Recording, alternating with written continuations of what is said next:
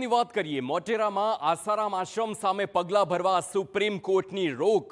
ગુજરાત હાઈકોર્ટના હુકમને આસારામ આશ્રમે સુપ્રીમ કોર્ટમાં પડકાર્યો હતો. આશ્રમના અનધિકૃત બાંધકામને દૂર કરવા હાઈકોર્ટે મંજૂરી આપી હતી. રાજ્ય સરકારે આપેલ જમીન અંગેની શરતોની ભંગ થયાનો આક્ષેપ હતો. શરત ભંગના કારણે જમીન પરત લેવા રાજ્ય સરકારની સુપ્રીમમાં રાવ.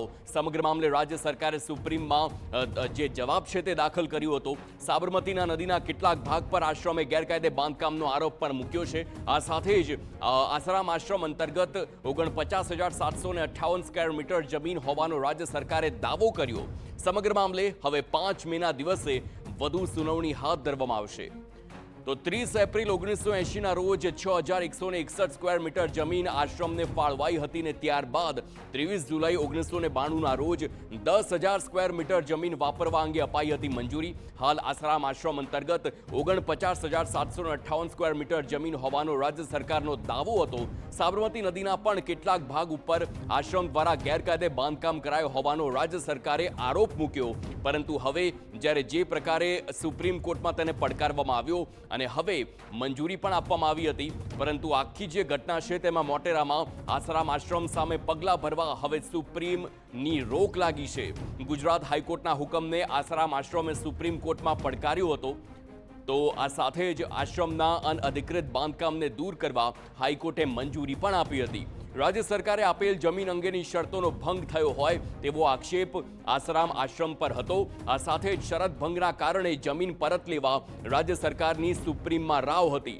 સમગ્ર મામલે હવે રાજ્ય સરકારે જે પ્રકારે સુપ્રીમ કોર્ટમાં આખો જે જવાબ છે તે દાખલ કર્યો અને ત્યારબાદ સાબરમતી નદીના કેટલાક ભાગ પર આશ્રમે ગેરકાયદે બાંધકામનો પણ આરોપ મૂક્યો. સંવાદદાતા રોનક વર્મા ફોનલાઈન પર. રોનક, જે આખો મામલો છે તેમાં અનઅધિકૃત બાંધકામની વાત થઈ રહી છે. સુપ્રીમ કોર્ટમાં જ્યારે આ મુદ્દો ગયો તો કયા મુદ્દાને ધ્યાનમાં રાખીને દલીલો કરવામાં આવી અને કયા મુદ્દે સુપ્રીમ કોર્ટે કેવી રીતે તેની પર હાલ રોક લગાવી છે? વધુ વિગતો. લાગે છે સંપર્ક કપાયો છે, પરંતુ જે મોટા સમાચાર સામે આવ્યા છે તેમાં સુપ્રીમ કોર્ટે હવે જે પ્રકારે કાર્યવાહી થઈ છે તેની પર રોક લગાવી હોય તે સામે આવી રહ્યું છે. હાઈકોર્ટે આખો જે મુદ્દો હતો તેમાં હવે આગળ એ જો સંવાદદાતા રોનક વર્મા ફોનલાઈન પર. રોનક, હાલ શું વધુ વિગતો મળી રહી છે?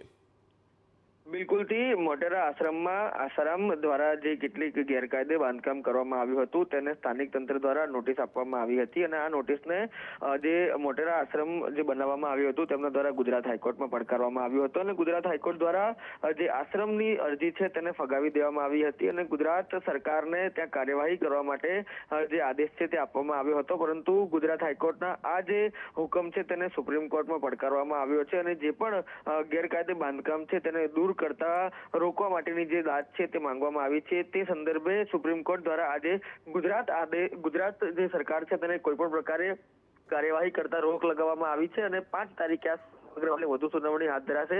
ત્યારબાદ વધુ સ્પષ્ટતા આવશે. પરંતુ ગુજરાત હાઈકોર્ટનો જે ઓર્ડર હતો તેના ઉપર સુપ્રીમ કોર્ટ દ્વારા રોક છે તે લગાવવામાં આવી છે. એટલે કે હાલ પૂરતું જે મોટેરા આશ્રમ છે તેના પર કોઈ કાર્યવાહી નહીં થાય. રોનક, જે પુરાવા આપવામાં આવ્યા હતા સરકાર તરફથી, શું તે પુરાવા અપૂરતા હતા અને તેના કારણે રોક લગાવવામાં આવી છે? જી બિલકુલ, આજે જે હતી તે પ્રાથમિક સુનાવણી હતી. આગામી દિવસોમાં વિગતવાર સુનાવણી હાથ ધરાશે. પરંતુ આજે પ્રાથમિક સુનાવણીમાં એ વાત કહેવામાં આવી હતી કે ગુજરાત હાઈકોર્ટમાં પણ એ જ મુદ્દાઓ ટાંકવામાં આવ્યા હતા કે 1980માં કેટલીક જમીન આપવામાં આવી, ત્યારબાદ 1992માં કેટલીક જમીન વધુ આપવામાં આવી હતી, તેને કાયદેસરતા આપવામાં આવી, ત્યારબાદ આસારામ દ્વારા તેનો વ્યાપ વધારતા ગયા. રિવરફ્રન્ટ જે છે સાબરમતી નદીનો છે તેનો કેટલોક ભાગ છે તેના ઉપર પણ ગેરકાયદે બાંધકામ કરવામાં આવ્યું અને આ રીતે આશ્રમ છે તેનો વ્યાપ ખૂબ મોટો વધારવામાં આવ્યો અને આ રીતે ગેરકાયદે બાંધકામ છે તેનો જે વ્યાપ છે તે વધ્યો. પરિણામે હવે જ્યારે વિકાસ કાર્યો પણ થવાના છે ત્યારે તેને હટાવવું ખૂબ જરૂરી છે. બિલકુલ, આભાર રોનક સમગ્ર માહિતી બદલ.